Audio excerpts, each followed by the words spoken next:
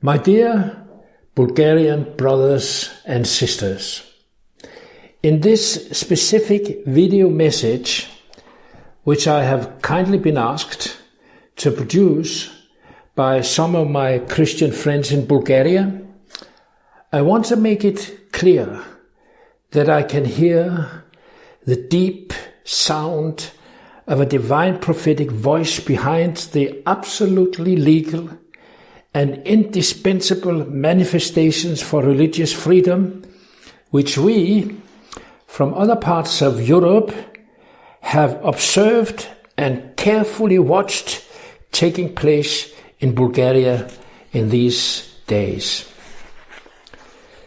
The prophetic wind, which during the freedom marches has been blowing through your beautiful country, had the same urgent spiritual content which I myself experienced together with you back in the glorious year of liberty, 1989. This was the year where we first uttered the words of Moses to Pharaoh, "Let my people go."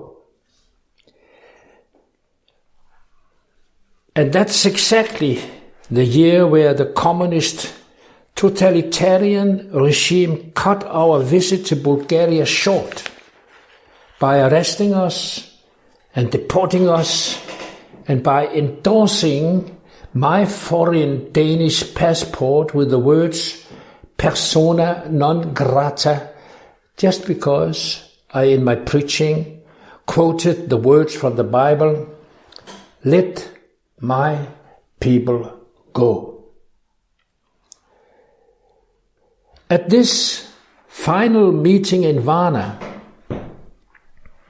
4,000 evangelical Protestant believers signed 2 scrolls with the same message, "Let my people go," and delivered them to the then Bulgarian President Todorchivkov and the then Soviet leader Mikhail Gorbachev. And not long after, we were, as a foreign Danish group, expelled from your country and strongly forbidden ever to come back. An outrageous injustice like this cannot be tolerated today in any member nation of the European Fellowship. And the 10 new commandments, which for the moment are considered by the Bulgarian parliament, are, every one of them, against the Bulgarian constitution and against the laws and rules of the 28 nations united on the European continent.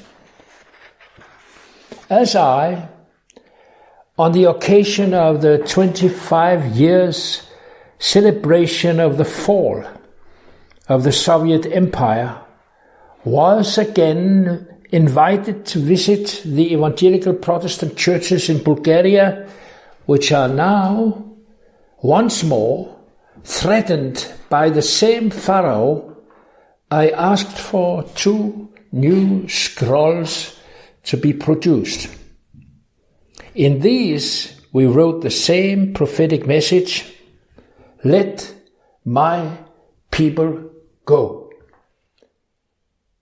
But for this time, we had an urgent addition to be inserted.